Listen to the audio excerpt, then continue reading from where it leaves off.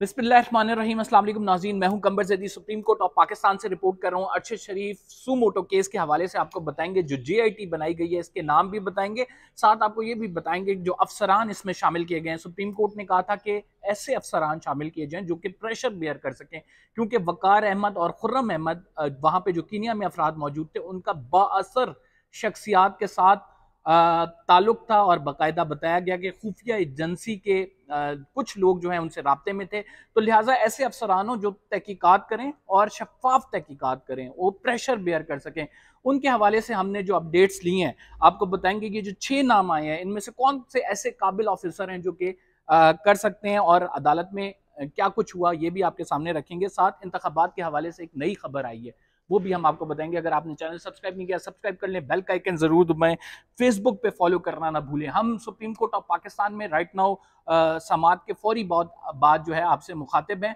और इस समात में चीफ जस्टिस ऑफ पाकिस्तान ने 5 रुकनी जो है जेआईटी वो तश्कील दे दी है।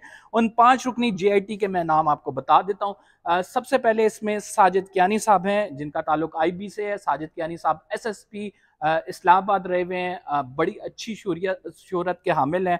और इसके बाद जो है वकारुद्दीन सैयद साहब हैं, ये इनका ताल्लुक डीआईजी हेडक्वार्टर से है।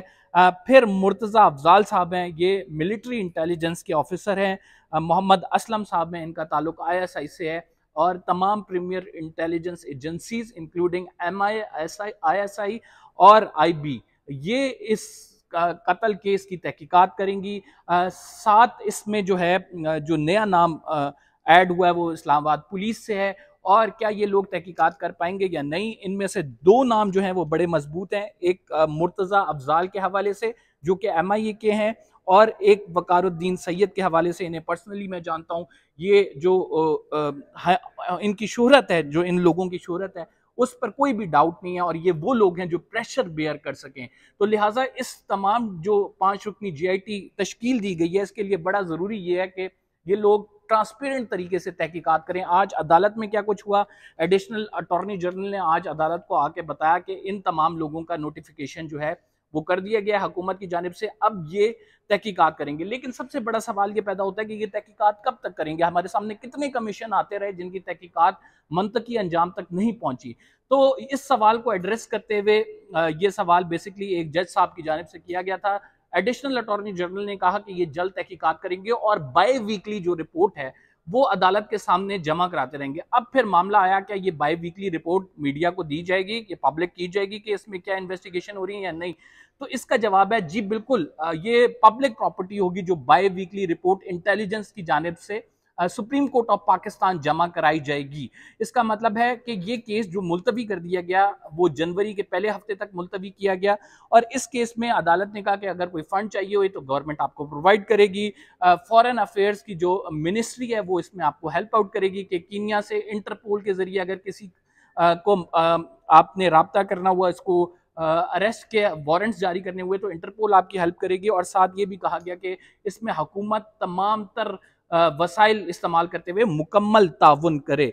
साथ जो चीज़ है वो ये है कि इसका टाइम फ्रेम एज सच तय नहीं किया गया, लेकिन attorney general, additional attorney general ने इस बात की शूटी दी कि ये जो मामला है इसको जल्द से जल्द निपटाया जाएगा। बाय वीकली रिपोर्ट्स आएंगी। जनवरी के पहले हफ्ते तक मुलतवी तो कर दिया गया है, लेकिन एक्सपेक्ट ये किया जा रहा है कि इस केस में अब मजीद आगे पेशरफ जरूर होगी। और ये जो 5 अफसरान हैं जो कि आप कह सकते हैं कि बड़ी शोहरत के हामिल अफराद हैं, ये इस केस को इन्वेस्टिगेट करेंगे। और इनके हवाले से खसूसी कहा गया कि वो अफसरान जो अगर इन्फ्लुएंशियल इदारों से प्रेशर आए बेयर कर सकें तो उनको लगाया जाए। हुकूमत ने ये तमाम चीज़ें देख के इनको लगाई हैं। साजिद कियानी साहब बड़े कॉम्पिटेंट ऑफिसर हैं इस तमाम जीआईटी को जो देखेंगे। अब बात हम आपको करते हैं इलेक्शन के हवाले से। इलेक्शन के हवाले से अपडेट जो आई है, जो हम तक पहुंची है, जो ज़राए हमें जिस बात की तस्दीक कर रहे हैं वो ये है कि हुकूमत ये चाह रही है कि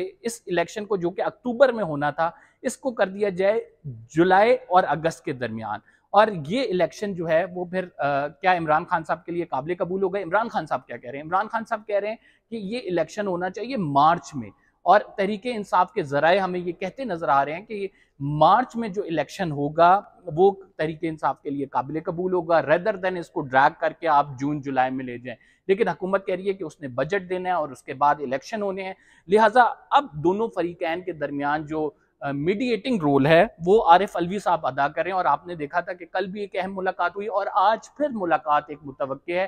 اسحاق ڈار صاحب کل آ کے ملے اور حکومت یہ کہہ رہی ہے کہ جو پرویز الہی صاحب کا رویہ تھا اس رویے کی وجہ سے حکومت نے یہ جانچا ہے کہ عمران خان صاحب اتنی جلدی اسمبلیاں تحلیل نہیں کر سکتے. میں نے آپ کو خبر دی تھی کہ عمران خان صاحب اسمبلیاں تحلیل نہیں کرنے جا رہے اور یہی وجہ بنی تھی کہ 20 تاریخ آنے کو ہے لیکن ابھی تک کوئی اسمبلیوں کے حوالے سے کوئی بات سامنے نہیں آئی ہے کہ تحلیل ہوں گی یا نہیں ہوں گی, کیونکہ بیک ڈور پہ مذاکرات چل رہے ہیں اور مذاکرات یہ چل رہے ہیں کہ الیکشن کی ڈیٹ جو ہے وہ پہلے کی جائے. اب حکومت نے بھی کچھ رضامندی ظاہر کر دی ہے, اب صرف معاملہ یہ طے ہونا ہے کہ یہ کیا جولائی اگست میں ہوں گے یا پھر مارچ اور فروری مارچ میں ہوں گے. مارچ کی ڈیٹ بھی میں نے آپ کو پہلے بتا دی تھی کہ مارچ میں متوقع ہیں الیکشن. تو لیٹ سی اس پہ بریک ڈاؤن ہوتا ہے, اس پہ کوئی خبر نکلتی ہے. یعنی زرداری صاحب متحرک ہیں اور زرداری صاحب یہ کہہ رہے ہیں کہ یہ جو معاملہ ہے اسمبلیاں نہیں ٹوٹنی چاہیے, اکٹھے الیکشن ہونے چاہیے اور اس معاملے کو منطقی انجام تک پہنچانے کے لیے یعنی الیکشن کروانے کے لیے اب تمام پارٹیز جو ہیں وہ ہمیں متحرک نظر آ رہی ہیں. تو سیاسی ٹیمپریچر جو اتنا بڑھا ہوا تھا وہ کچھ نہ کچھ کول ڈاؤن ہوتا ہوا آپ کو ضرور نظر آئے گا. ایک خبر جو آپ کو ہم نے مزید دینی ہے وہ ہے جی خبر آپ کو معلوم ہے کہ ارشد شریف کی والدہ کے حوالے سے. ارشد شریف کی والدہ نے کو کل پولیس نے بلایا اور ان کا بیان بیسکلی ریکارڈ کرنا تھا کہ انہوں نے کل ایک لیٹر دیا تھا آپ کو پتہ ہے چیف جسٹس کو, جس میں جو ہے بڑے ہیوی نام تھے, جس میں قمر جاوید باجوہ صاحب کا نام تھا, ہمارے ISI کے ادارے کے افسران کے نام تھے اور انہوں نے کہا تھا کہ یہ ان کو امپریشن یہ تھا کہ یہ لوگ جو ہیں وہ ملوث ہو سکتے ہیں. ارشد صاحب کی جو پتہ ہے ان کو شہید کیا گیا, لیکن جب پولیس نے ان کو بلایا تو بتایا یہ گیا کہ ان کی طبیعت ناساز تھی جس کی وجہ سے وہ اپنی سٹیٹمنٹ ریکارڈ نہیں کرا سکی. ان کی سٹیٹمنٹ بڑی امپورٹنٹ ہے جو پولیس کو دی جانی ہے کیونکہ جو بیان ہے اس کو ریکارڈ کا حصہ بنا لیا جاتا ہے اور اس کے بعد جب وہ انویسٹیگیشن میں آگے جا کے آتا ہے عدالت کے سامنے ہوتا ہے تو اس سے بہت ساری چیزیں نکلتی ہیں. اور یہ جو نئی انویسٹیگیشن ٹیم ہے اس نے بھی اسی بیان کو دیکھتے ہوئے آگے معاملات لے کے چلنے ہیں. تو ان کا بیان بڑا ضروری ہے. پولیس نے بلایا تھا لیکن ان کی طبیعت ناساز تھی. اب جو ہے وہ جو بیان دیں گی ہم ضرور آپ کے سامنے رکھیں گے. یہ کیس بڑی اہمیت کا حامل ہو گیا, یہ کیس بڑی امپورٹنس اختیار کر گیا ہے کیونکہ اس سے آگے پاکستان کے صحافیوں کا مستقبل جڑا ہے.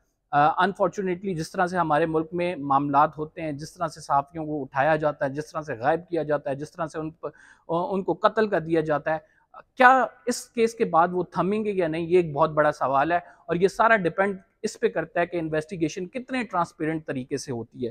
تو لیٹس سی اس میں کیا ہوتا ہے. قمر زیدی کو فی الحال کے لیے اجازت دیجیے, اگلے ولاگ میں آپ سے ملاقات ہوگی. اللہ حافظ.